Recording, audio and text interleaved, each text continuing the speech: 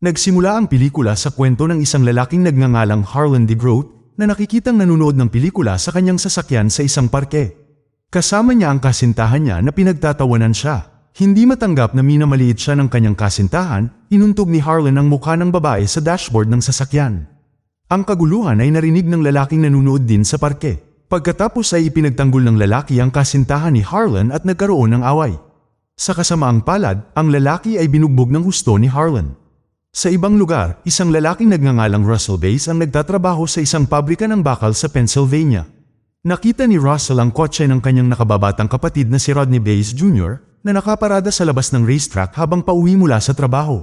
Bumaba si Russell sa sasakyan at nilapitan ito. Natagpuan niya si Rodney sa isang horse racing bet na natalo. Nang makita ito, tinanong ni Russell ang kanyang kapatid kung saan niya nakuha ang pera ginamit sa pagtaya. Pagkatapos ay inamin ni Rodney na humiram siya ng pera sa isang loan shark na nagngangalang John Petty na nagmamay-ari ng isang bar at nagpapatakbo ng mga ilegal na trabaho. Nainis si Russell sa ginawa ng kapatid na nagawang umutang para lang gamitin sa pagsusugal. Gayunpaman, wala siyang lakas ng loob na pag-alitan ang kanyang nag-iisang kapatid na mahal niya. Kinabukasan, binisita ni Russell ang kanyang ama na nakahiga na may sakit. Ang kanyang ama ay inaalagaan sa bahay ng kanyang tiyuhin na si Red Bass. Doon, natagpuan rin ni Russell si Rodney na lumalabas na naging miyembro ng militar at malapit nang italaga sa Iraq. Matapos bisitahin ng kanyang ama, binisita ni Russell si John, ang nagpahiram ng pera sa kanyang kapatid. Nang papasok na sana siya sa kwarto ni John ay may kasamang bisita si John na pinapagalitan siya sa mga mapanakot na tono.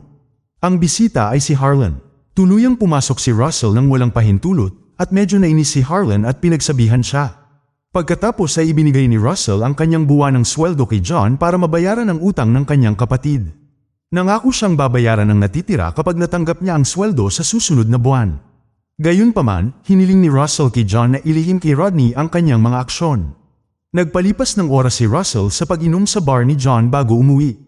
Nang gabing yun, umuwi si Russell sa pamamagitan ng pagmamaneho ng kanyang sasakyan na lasing. Sa oras na yun ang mga lansangan ay tila walang tao. Sa hindi inaasahang pagkakataon, may dumating na sasakyan at huminto sa nakahalang na posisyon.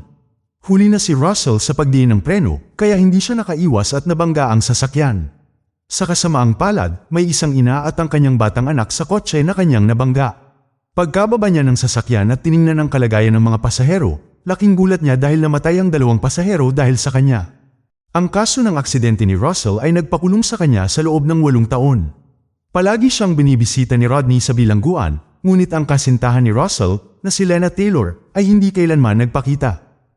Sinabi ni Rodney na pupunta siya sa Iraq sa lalong madaling panahon at maaaring hindi siya makita ng mahabang panahon.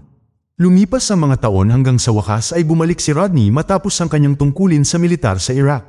Habang binibisita ang kanyang kapatid, sinabi sa kanya ni Rodney na ang kanilang ama na matagal nang may sakit ay namatay kamakailan. Labis na nalungkot si Russell nang marinig ang balita. Ngayon ay si Rodney na lang ang nag-iisang pamilya sa buhay niya. Long story short, nakalaya na si Russell sa bilangguan. Sa araw ng kanyang paglaya, sinundo siya ni Rodney.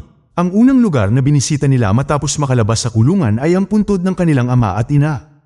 Pagkatapos ay pinuntahan niya ang kinaroroonan ni Lena. Sa wakas ay nalaman niya kung bakit hindi siya pinuntahan ng kanyang kasintahan sa kulungan dahil si Lena ay mayroon ng bagong kasintahan, ang hepe ng pulisya na nagngangalang Wesley Barnes.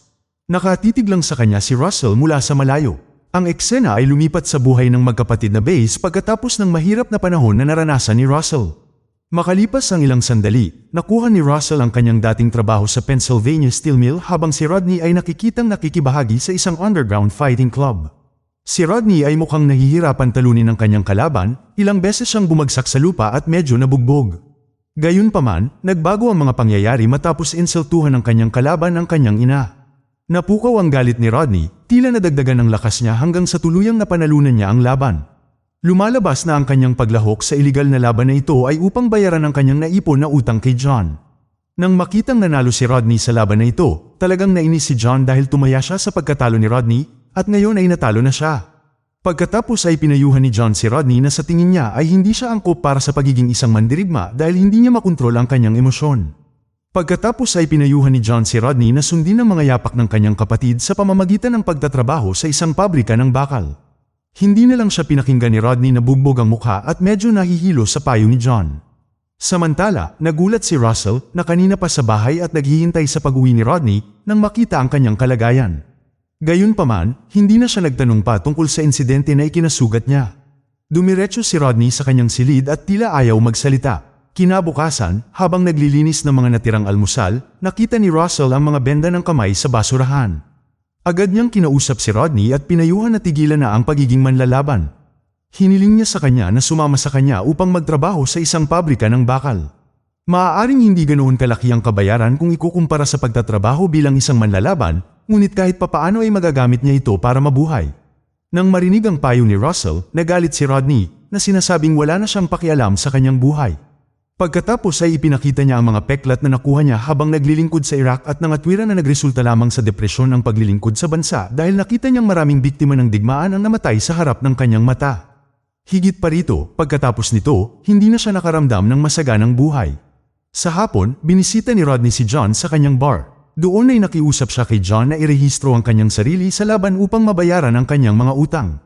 Sa una, nag-aatubili si John na irehistro si Rodney dahil mataas ang panganib at ang mga organizer ng laban ay kilalang kilala sa pandaraya. Gayunpaman, dahil sa patuloy na pagpupumilit ni Rodney, sa wakas ay pumayag na rin siyang tuparin ang kahilingan ni Rodney. Nang maglaon, tinawagan ni John si Harlan, ang lalaking nag-ayos ng laban para isama si Rodney sa susunod na ilegal na laban. Sa ibang lugar, makikitang nakipagkita si Russell kay Lena. Nagmamakaawa ito sa kanya para magkasama silang muli. Gayunpaman, tinanggihan ni Lena si Russell, lalo na't siya ay buntis dahil sa relasyon nila ni Wesley. Habang umiiyak ay nagyakapan ang dalawa, sinusubukan ni Russell na pakawalan si Lena. Pagkatapos makipagkita kay Lena, binisita niya ang crash site kung saan nabangga niya ang isang kotse. Naglagay siya ng bulaklak bilang pakikiramay sa mga biktima ng aksidente. Kinabukasan, nakilala niya ang kanyang tiyuhin, si Red, na nagdala sa kanya sa pangangaso sa kagubatan.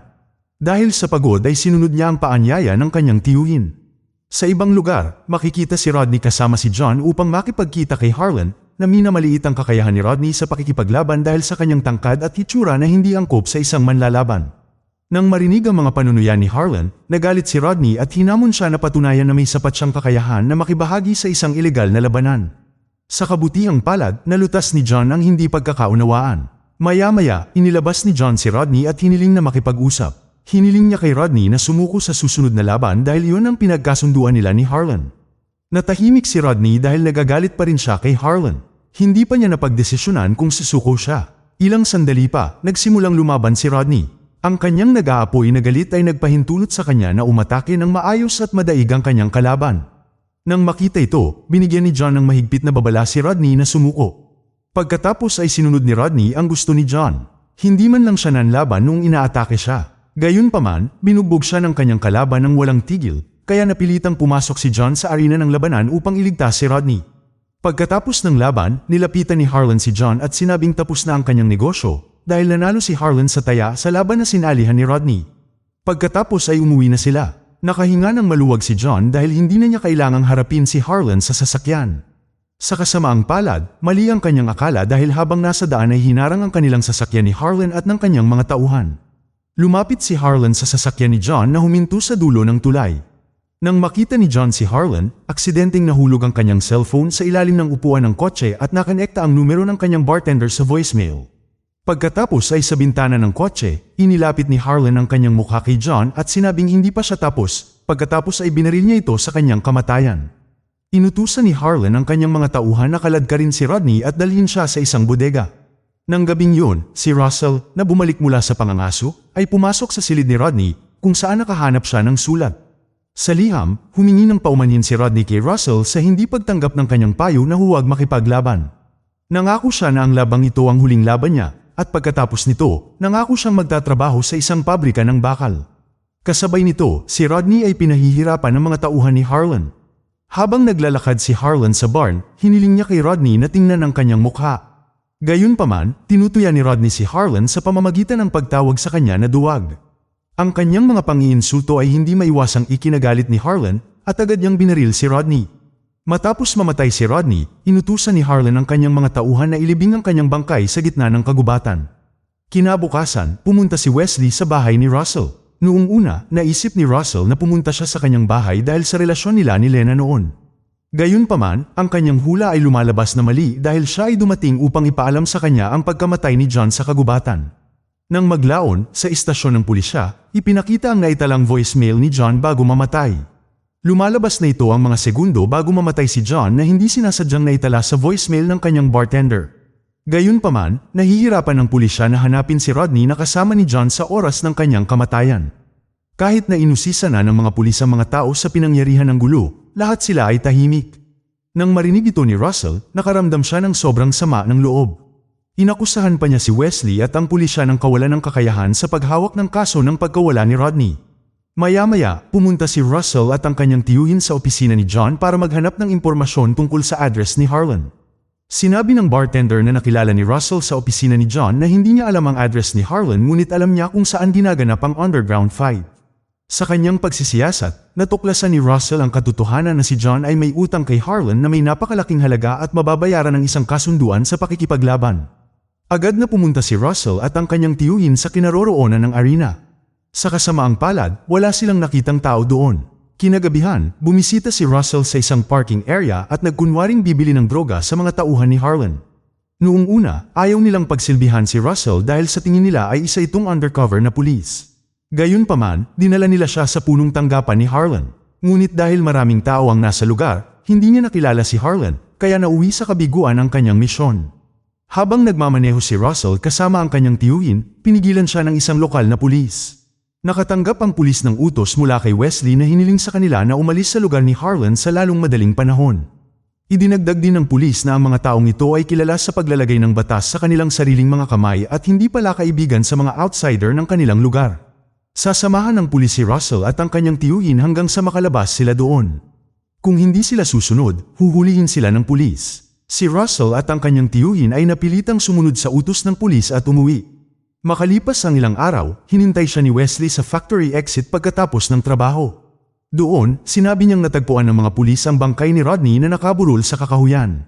Nang marinig ito, sinubukan ni Russell na maging matatag. Nang gabing yun, bumisita sina Wesley at Lena sa bahay ni Russell na nakikiramay. Hiniling ni Lena kay Russell na huwag imbestigahan ang pagkamatay ni Rodney nang mag-isa at ipaubaya ang kaso sa pulisya. Lumipas ang ilang buwan, sinubukan ni Russell na mamuhay ng normal. Bagamat nabalitaan niyang ni-raid ng mga pulis ang bahay ni Harlan, hindi pa rin alam ang kinaroroonan ni Harlan.